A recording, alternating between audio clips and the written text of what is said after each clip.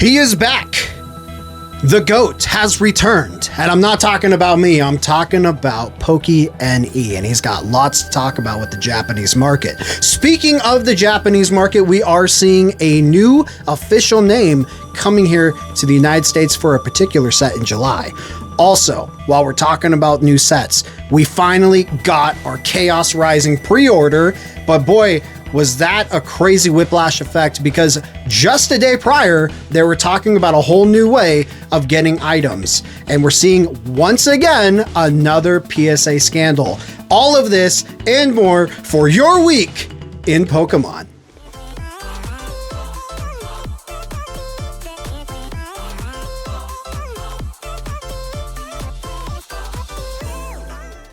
Hey guys. Welcome back to the Den. Thank you so much for tuning in again. First and foremost, again, I want to thank everyone so much for their support over the past couple of weeks, helping me out with my shop online. Really supported. Smokemon in particular has been really pushing it forward for me, and I'm very grateful. So I just wanted to say thank you to everyone who's been supporting me, and thank you to Smokemon in particular for shouting me out all the time. On to the video. All right, guys, so story number one, let's talk about this Chaos Rising pre-order situation. Just a day prior to it, we had actually gotten told by Pokemon that they would be incorporating a new lottery system to get items. It was very shocking. Not a lot of people were expecting it, because the following day, we had a queue up on the Pokemon Center. Everybody was confused. Everyone rushed in, got their pre-orders for Chaos Rising. I hope you got yours. It was up for probably about 2 hours, 2.5 hours or so. And overall, it was a good drop. A lot of people did get the product that they were expecting. There was a booster box, 2 booster bundles, and 2 Pokemon Center ETBs. The ever so elusive Pokemon Center ETBs. But we gotta talk about what's going on with these drops. So if you have been paying attention to other markets and other stores and how they do things, a lot of them like to go through invitation only. One of the immediate examples I can think of is Best Buy. The way that Best Buy does it is that it actually makes it to where you send over a request for an item, and you will return when you actually get an invite link sent directly to the email. Now, it does look like Pokemon's going to be doing a similar thing. You basically have to sign up on this page right here, and you put your little information right there, and then they claim that they're going to send you an invitation. My personal opinion, I think what this is going to be addressing is smaller drops. Like we saw Ascended Heroes tins come out, I think a week ago. A lot of people didn't get a chance to get it. So hopefully this system will allow people to have a more fair ability to get it, because not everybody can get into the queue immediately. And if you're not in immediately, you're basically out of luck, because a lot of the times the products that are placed on Pokemon Center sell out within, I would say, 20 minutes. So hopefully this addresses it and kind of spreads the love to everyone. We'll have to see when we have more information in the future. All right, on to the next one. So we've talked about it a couple times now. There's been a set that was set to be released before Storm Esmeralda, I believe is what it's called for the Rayquaza set. And this one is called Abyssai. This is going to feature Mega Darkrai. That's the big chase out of this. Hopefully we're going to have something very cool. I like Mega Darkrai, but he does look a bit like a blimp. So anyways, Pokemon has finally trademarked the new set. We are expecting it to be called Pitch Black, which is pretty much exactly what I would expect for a Darkrai set. But I gotta be honest, I do like Abyssai a little bit more, but I'll take Pitch Black. We don't have any release on any more information other than it's coming out in July, and Pitch Black is the name. It's gonna be featuring Darkrai. So guys, tell me what you think. Are you excited for it? I am. All right, on to the next one. Okay, Pokémon has returned to social media, and he came back with a crazy story. So I wanted to talk about this last week, but unfortunately I didn't get a chance to actually talk about this because I didn't do the Your Week in Pokemon. But I have a wholesale account with somebody who has been providing me with Japanese cards. And through the past month, I noticed a steady increase, which was to be expected, on the prices of the booster boxes. But all of a sudden, like 2 weeks ago, Something like Inferno X, which previously would cost me, say, $98 a box, it would sell for $115. That's usually what I'll get it.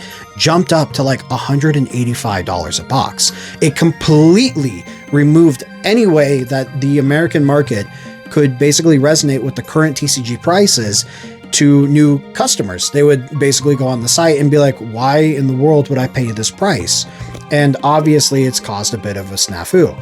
So the first thing that Pokémon did when he came back, not including his giveaway binder, charity event, which is very cool. You should check it out. It's on eBay. Here's a little link to the eBay, page of the actual bidding. So pretty cool. But he came back and he talked about something that I had heard rumors of and couldn't confirm, but now that it's come from him directly, I feel a little bit more confident in talking about it. It looks like the Yakuza is in cahoots with somebody to manipulate this market. And again, the Yakuza, if you don't know who the Yakuza is, and I imagine most do, but if you don't, the Yakuza is effectively Japanese mafia, right? They're a gang. They're associated with, criminal activities all over Japan. They were very big, probably in like the 90s and 80s, and they've kind of died down. But it sounds like what's happening, at least from Pokémon, and you should check out his video on this. It sounds like what's happening is the Yakuza has somehow basically captured the printing facilities and the distribution center, and then that is then put out to the suppliers. So I verified this when the prices went up. I went from my wholesaler account into other Japanese suppliers on Instagram and stuff, and I would ask for their current price list. And this is a list that's usually like a Google sheet that will show the price per box, and it'll be translated to, your currency. And yeah, it seems like all of them are paying this amazingly expensive price for these boxes. So it's across the board. It looks like there's some kind of, group effort to maximize the prices on Japanese boxes and to basically starve out the American market. So if you're looking for Japanese boxes, it might not be a bad idea to get them now, because the floor has been raised so much that it doesn't seem like it's something that's feasible in the future. I'm very concerned about what this means. It can go one of two ways. Either A, Japanese becomes the premier product and people will seek after Japanese because they like those cards more. That is possible. Very, very unlikely, but possible. Or B, the Japanese prices will become so absurd that the Japanese cards are just going to basically exit the market, and we're going to see it be replaced with other things. Korean might blow up. We might see the Chinese stuff get even more expensive, and the Chinese already has a pretty good following. Now, I will say this also about his video. He went into details about the Chinese market, and it looks like there might be actual printing facilities that are using the Japanese style packs and basically re-laminating them with Chinese or Japanese arts onto the packs, and they look one-to-one. So there's like a facility somewhere in China. Again, I don't know if this is all true, but somewhere in China where they're basically taking lesser hits, repackaging them, and then resealing the boxes from the original boxes and then sending them out. So they're collecting all the good stuff and making sure that, the box that you get doesn't have anything good in it. So that's concerning. Definitely check out Pokémon's video on this. He goes into way more detail, but I really felt like we should talk about that, and it's been something that's been on my mind. So thought I'd bring it up. All right, on to the next one. So at the time of uploading, it is April 17th. So that means that the rotation is now in effect. Things like 151, Obsidian Flames, Paradox Rift, Scarlet Violet Base, Paldean Fates, and Paldea Evolved are now, as far as I'm aware, officially out of rotation. What does this mean? Well, we did see a huge run up on 151, and it's come down a little bit, but it's still higher than it was prior. But now, for sure, there will be no more product coming from the printing facilities.